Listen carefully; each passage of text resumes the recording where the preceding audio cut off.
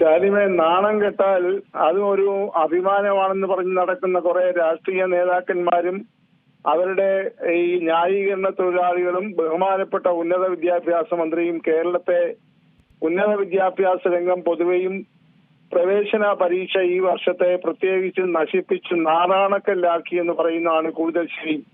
കേരളത്തിന്റെ ചരിത്രത്തിൽ ഇതുപോലെ ഒരു സംഭവം ശാലിമ നടന്നിട്ടില്ല. ഇത്രയും പിടിപ്പുകെട്ട യാതൊരു തരത്തിലുള്ള ദീർഘവീക്ഷണമോ വിവേകമോ സാമാന്യ ബുദ്ധിയോ ഉള്ള ഒരു ഉന്നത വിദ്യാഭ്യാസ മന്ത്രിയെ കേരളം ഒരിക്കലും കണ്ടിട്ടില്ല. അവരിപ്പോൾ ഉത്തരം മുട്ടുമ്പോൾ നിങ്ങൾ മാധ്യമ പ്രവർത്തകരോട് ക്ഷുഭിതയാവുകയാണ്. എന്തൊരു വിവരക്കേടാണ് അവർ ഓരോ ദിവസവും വിളിച്ചു പറഞ്ഞുകൊണ്ടിരിക്കുന്നത്. അസംബന്ധത്തിന്റെ ഒരു ആൾ രൂപമായി ഉന്നത വിദ്യാഭ്യാസ മന്ത്രിയും അവരുടെ ഉപദേശകന്മാരും അവരുടെ കീഴിൽ പ്രവർത്തിക്കുന്ന പരീക്ഷാ കമ്മീഷണറും ഉൾപ്പെടെയുള്ള ആളുകൾ മാറിയിരിക്കുന്നു എന്നതാണ് കേരളം ഇന്ന് അഭിമുഖീകരിക്കുന്ന ഏറ്റവും വലിയ ദുരന്തം.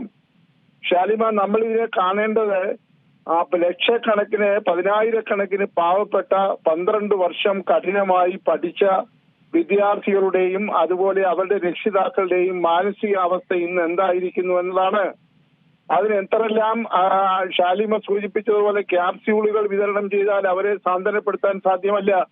ഞാനും ശാലിമയും നമ്മുടെ ആത്മനിഷ്ഠമായി ഈ വിഷയത്തെ കാണണം. രാഷ്ട്രീയത്തിനുപരിയായി എനിക്കോ ശാലിമിക്കോ നമ്മുടെ കുടുംബത്തിൽപ്പെട്ട ഏതെങ്കിലും ഒരു കുട്ടിക്കോ ഇങ്ങനെയുള്ള ഒരു ദുരന്തം ഉണ്ടാകുമ്പോൾ നമ്മൾ ആ കുട്ടി ഉൾപ്പെടെ മാനസികമായി എത്ര വിഷമിക്കും എന്നത് പറയാതെ നമുക്ക് എല്ലാവർക്കും അറിയാമല്ലോ. ഇതൊന്നും മനസ്സിലാക്കാനുള്ള ഒരു കഴിവോ പ്രാപ്തിയോ ഇല്ലാത്ത ഒരു ആൾ രൂപമായി മാറിയിരിക്കുന്നു ഉന്നത വിദ്യാഭ്യാസ മന്ത്രി എന്ന് ഓരോ നിമിഷവും തെളിയിച്ചുകൊണ്ടിരിക്കുകയാണ്. ഇപ്പോൾ ആരോഗ്യമന്ത്രിയെ കുറിച്ചായിരുന്നു നമുക്ക് കഴിഞ്ഞ ഒരാഴ്ച മുഴുവൻ ചർച്ച.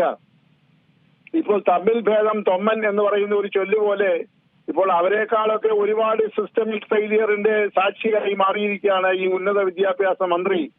അവരിപ്പോഴും വീണർത്ത് കിടന്ന് ഉരുളുകയാണ് ശാലിമ. അവരോട് നിങ്ങൾ മാധ്യമ പ്രവർത്തകർ ചോദിച്ചപ്പോൾ അവർ പറയുന്നത് കോടതി ഒന്നും പറഞ്ഞിട്ടില്ല, ഞങ്ങൾ ചെയ്തതൊക്കെ വലിയ വലിയ വേദവാക്യങ്ങളാണ്, ഞങ്ങളുടെ ഫോർമുലയൊക്കെ ലോകം കണ്ട് ഞെട്ടി വിറച്ചിരിക്കുകയാണ്.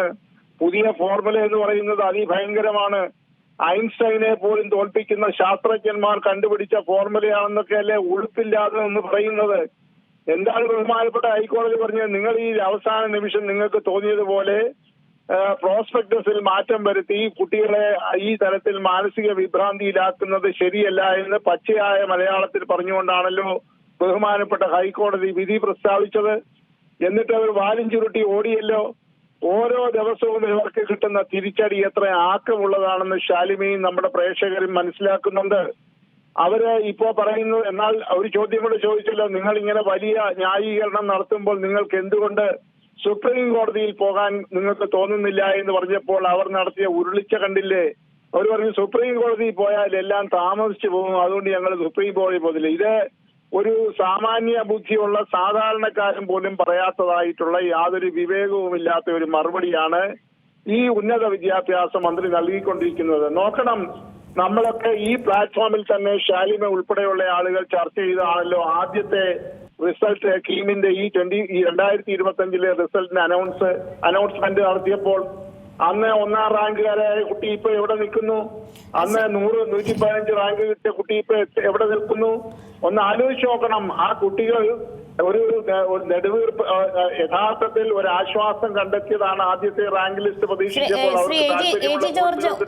ഒന്ന് ഇടപെട്ടോട്ടെ, അതായത് ഈ ഇപ്പൊ കൊണ്ടുവന്ന ഫോർമുലയിൽ എന്തെങ്കിലും പ്രശ്നമുണ്ട് എന്ന് കോടതി പറഞ്ഞിട്ടില്ലല്ലോ.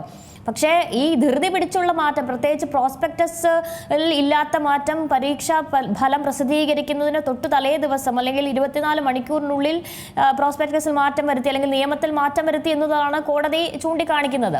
അത് പൂർണ്ണമായും സർക്കാരിന് ബോധ്യപ്പെട്ടിട്ടുണ്ട്. അതുകൊണ്ട് തന്നെയാണല്ലോ വരും വർഷങ്ങളിൽ പഴുതുകളില്ലാതെ ഈ വിഷയം കൈകാര്യം ചെയ്യുമെന്ന് മന്ത്രി പറയുന്നത്. അതായത് അടുത്ത വർഷം ഇതേ ഫോർമുല തന്നെ നേരത്തെ കൊണ്ടുവരികയും അത് വിജയിപ്പിക്കുകയും അത് സർക്കാരിന്റെ വിജയമാണെന്ന് പറയുകയും നേരത്തെ ഉന്നയിച്ച ആരോപണങ്ങളൊക്കെ തെറ്റാണെന്ന് വരുത്തുകയും ചെയ്യുന്നു. അതാണല്ലോ ലക്ഷ്യം.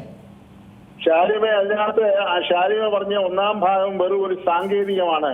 അതായത് ബഹുമാനപ്പെട്ട ഹൈക്കോടതി പറഞ്ഞത് ഞങ്ങളിപ്പോൾ ഈ കേസിന്റെ മെറിറ്റിലേക്ക് പോകുന്നില്ല, അവരത് പൂർണ്ണമായും നിയമപരമായും സാങ്കേതികമായ വശം ശാലിമ പറഞ്ഞതുപോലെയാണ് പരിശോധിച്ചത്. അതായത് പ്രോസ്പെക്ടസ് പ്രസിദ്ധീകരിച്ച് മാസങ്ങൾക്ക് ശേഷമാണ് പരീക്ഷ നടക്കുന്നത്. പരീക്ഷ നടന്നിട്ട് ആഴ്ചകൾക്ക് ശേഷമാണ് റിസൾട്ട് വരുന്നത്. സ്വാഭാവികമായി ആ റിസൾട്ട് വന്ന് പ്രസിദ്ധീകരിക്കുന്നതിന് മുൻപ് വരെയും കുട്ടികളുടെയും രക്ഷിതാക്കളുടെയും ഒക്കെ പ്രതീക്ഷ എന്താണ്? കഴിഞ്ഞ വർഷം 2024 14 വർഷമായി നിലനിൽക്കുന്ന ഫോർമുല നിലനിൽക്കുമെന്നും അങ്ങനെ വരുമ്പോൾ അതിന്റെ അടിസ്ഥാനത്തിൽ പുറപ്പെടുവിക്കുന്ന റാങ്ക് ലിസ്റ്റ് ആധികാരികമായിരിക്കുമെന്നും അത് കണ്ട വിദ്യാർത്ഥികൾ തങ്ങളുടെ ഒരു നല്ലൊരു പങ്ക് അതിൽ ആശ്വസിക്കുകയും അവർ മനക്കോട്ട കെട്ടി അവർ ഇന്ന ഇൻസ്റ്റിറ്റ്യൂട്ടിൽ പോകാൻ ഇന്ന ബ്രാഞ്ച് എനിക്ക് കിട്ടുമെന്ന് കണക്കുകൂട്ടിയിരിക്കുമ്പോഴല്ലേ ഈ ജൂലൈ 1-ാം തീയതി തലേ ദിവസം കൂടിയ മന്ത്രിസഭാ യോഗത്തിൽ രഹസ്യമായി അതീവ ഗൂഢമായി ദുഷ്ടലാക്കോടുകൂടി ഒരു ഭേദഗതി പ്രോസ്പെക്ടസിൽ കൊണ്ടുവന്ന് അതിന്റെ അടിസ്ഥാനത്തിൽ ഒരു പുതിയ ഫോർമുല അവരെ അടുക്കളയിൽ വെച്ച് തയ്യാറാക്കിയാണല്ലോ ഒരു ലിസ്റ്റ് തയ്യാറാക്കിയത്, ഒരു റാങ്ക് ലിസ്റ്റ് പബ്ലിഷ് ചെയ്തത്. അപ്പോൾ അവിടെയാണ് യഥാർത്ഥത്തിൽ ബഹുമാനപ്പെട്ട കോടതി പറഞ്ഞത് നിങ്ങൾക്ക് ഒരു പക്ഷേ നിയമപരമായ അധികാരം പ്രോസ്പെക്ടസിൽ മാറ്റം വരുത്താൻ ഉണ്ടെന്ന് വന്നേക്കാം, തെരഞ്ഞെടുക്കപ്പെട്ട മന്ത്രിസഭയാണല്ലോ. പക്ഷേ നിങ്ങൾ ചെയ്യേണ്ട രീതിയും ചെയ്ത സമയവുമാണ് ഇതിനകത്തെ പ്രധാനം. അതല്ലേ ഏറ്റവും പ്രധാനമായ ഒരു സംഗതി. ഇത് അവർക്ക് നടപ്പാക്കണമെന്നുണ്ടെങ്കിൽ നേരത്തെ തന്നെ ഇതിനെ സംബന്ധിച്ചുള്ള ഗ്രഹപാഠം നടത്തി ഇതിനെ സംബന്ധിച്ചുള്ള വസ്തുതകൾ കുട്ടികളെ ബോധ്യപ്പെടുത്തിയാണ് ചെയ്തിരുന്നെങ്കിൽ ഈ ഒരു അപകടം, ഈ 2 റാങ്ക് ലിസ്റ്റുകൾ ദിവസങ്ങളുടെ ഇടവേളയിൽ പുറപ്പെടുവിക്കേണ്ടി വരുവാനില്ലല്ലോ. അത് തന്നെ ഒന്ന് ആലോചിക്കണം. ഇവരുടെ കെടുകാര്യസ്ഥതയുടെ ഏറ്റവും ഉയർന്ന ഒരു തലമല്ലേ 2 റാങ്ക് ലിസ്റ്റുകൾ 3-4 ദിവസത്തെ വ്യത്യാസത്തിൽ അല്ലെ ഒരാഴ്ച വ്യത്യാസത്തിൽ ഒരേ പരീക്ഷയ്ക്ക്. ഇത് ഇന്ത്യയിൽ ഏതെങ്കിലും സംസ്ഥാനത്ത് നടന്നിട്ടുണ്ടോ? ഇവിടെ ഒരുപാട് പരീക്ഷകൾ, പ്രവേശന പരീക്ഷകൾ നടത്തുന്നുണ്ടല്ലോ. നീറ്റ് നടത്തുന്നു, അതുപോലെ തന്നെ IIT പ്രവേശനത്തിലുള്ള ജോയിന്റ് എൻട്രൻസ് എക്സാമിനേഷൻ അതിന്റെ മെയിൻ നടക്കുന്നു, അതിന്റെ അഡ്വാൻസ്ഡ് നടക്കുന്നു. അവിടെ ഒന്നും ഈ തരത്തിലുള്ള ഒരു പരാതിയൊന്നും ഇല്ലല്ലോ. അപ്പോൾ ശാലിമ കാണേണ്ടത് ഇത് എവര് പറയുന്ന മുട്ടുശാന്തി ഒന്നും നേരത്തെ ശാലിമ ഇൻട്രോയിൽ പറഞ്ഞ പോലെ ഏറ്റവും പുതിയ വാർത്തകളും വിശേഷങ്ങളും വിരൽ തുമ്പിലറിയാൻ സീ മലയാളം ന്യൂസ് എല്ലാ ഡിജിറ്റൽ പ്ലാറ്റ്ഫോമുകളിലും ലഭ്യം.